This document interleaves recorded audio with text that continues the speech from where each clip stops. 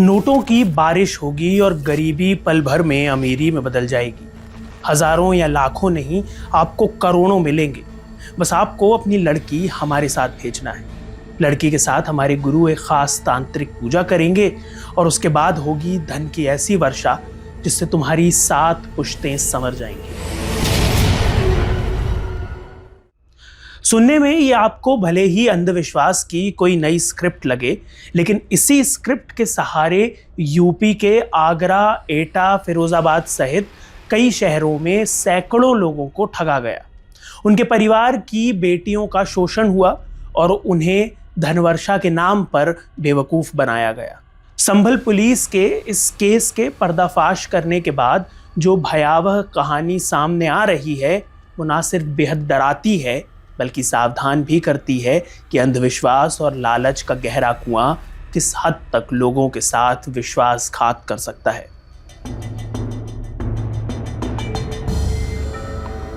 ये पूरा संगीन मामला सामने आया एक अपहरण केस से। दरअसल 20 मार्च को संभल पुलिस को एक कंप्लेन मिली कि जिले के धनारी क्षेत्र में राजपाल नाम के एक लड़के को उसके गांव के 2 लोगों ने बहाने से अगवा कर लिया था। वे पहले उसे नरोरा ले गए और फिर एटा और फिर आगरा। वहां राजपाल के ऊपर तांत्रिक क्रिया की गई और उसे मारने की कोशिश की गई, लेकिन राजपाल किसी तरह से अपनी जान बचाकर भाग निकला और फिर उसके परिवार ने पुलिस कंप्लेन की। 21 मार्च को इसकी FIR लिखी गई और पुलिस ने तहकीकात शुरू की और उसके बाद जांच में परत दर परत पुलिस को जो मिला उसने सबके होश उड़ा दिए। किसी को अंदाजा भी नहीं था कि जो केस एक अपहरण केस लग रहा था वो एक चौंकाने वाला और घिनौना केस साबित होगा। दरअसल इस केस की तह में अंधविश्वास के नाम पर युवा लड़कियों का शोषण था। गुनहगारों के पास से कई वन्य जीव भी पाए गए हैं, जिनमें कछुए, उल्लू और दूसरे जानवर शामिल थे। राजपाल और उसके परिवार वालों की शिकायत पर संभल पुलिस ने 2020 बैच की IPS अधिकारी और ASP अनुकृति शर्मा के नेतृत्व में कार्रवाई करते हुए अपहरण करने वाले उन 2 लड़कों को हिरासत में लिया। पूछताछ में उन दोनों ने बताया कि उन्हें दुर्जन सिंह नाम के एक शख्स से 5 लाख रुपए मिले थे राजपाल को अगवा करने के लिए, क्योंकि वो विषम पैर का लड़का है। विषम पैर यानी जो उल्टे पैर के साथ पैदा हुआ हो। फिर पुलिस ने दुर्जन सिंह से पूछताछ की। उसने एटा के संतोष तक पहुंचाया और संतोष ने आगरा के 4 तांत्रिकों तक। इसके बाद की तहकीकात और इंटेरोगेशन ने पुलिस को भी चौंका दिया। तांत्रिकों के खिलाफ जांच में उनके मोबाइल फोन्स में अनगिनत लड़कियों की फोटोज और वीडियोस मिली। लड़कियों की फोटोज के साथ उनका डिस्क्रिप्शन दिया था। उनके हाथ में एक कागज था और उस कागज पर उनका नाम, माता पिता का नाम, डेट ऑफ बर्थ लिखा था। यही नहीं, उस कागज पर लड़कियों की मेंस्ट्रुअल साइकिल की डेट, शारीरिक संबंध बनाने की स्थिति जिसका कोड नेम था टच्ड एंड अनटच्ड, वजन, शरीर पर मौजूद तिल का विवरण, कोई कटे जले का निशान तो नहीं है, फर्टिलिटी विंडो आदि के बारे में भी लिखा था। ये फोटो गुरु या तांत्रिक तक भेजा जाता।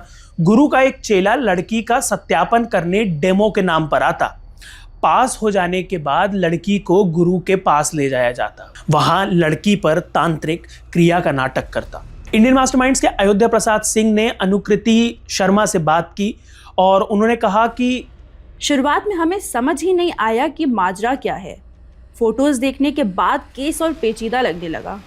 फोटोज के बारे में जब तांत्रिकों से पूछा तो उन्होंने कहा कि लड़कियों को बैठा कर पूजा करते हैं तो पैसों की बारिश होती है। ये सुनकर हमें भी अजीब लगा।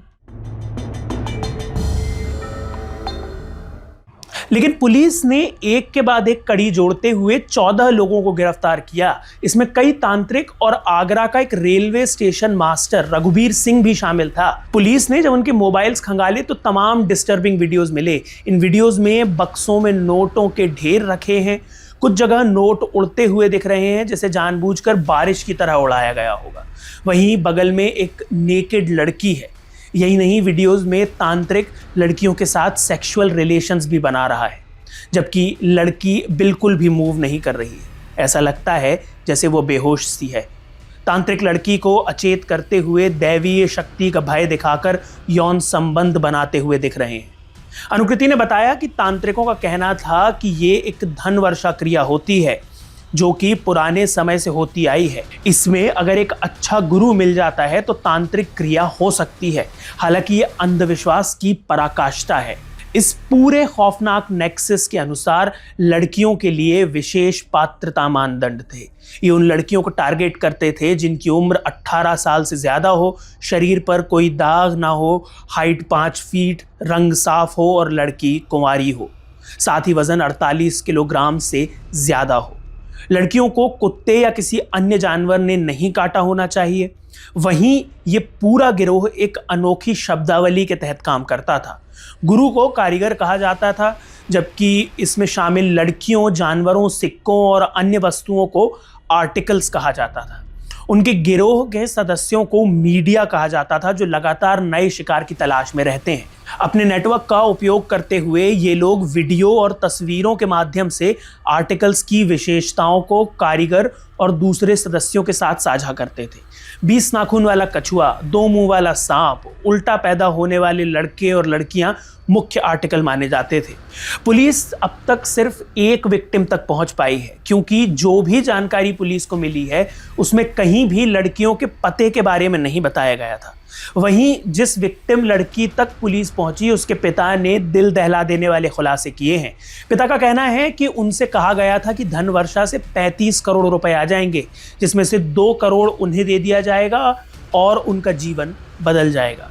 वहीं इस पूरे मामले में लड़की ने बयान देते हुए कहा है कि उसे अब तक 3 कारीगरों के पास ले जाया गया है, लेकिन उसके साथ वहां क्या हुआ ये उसे कुछ भी याद नहीं है।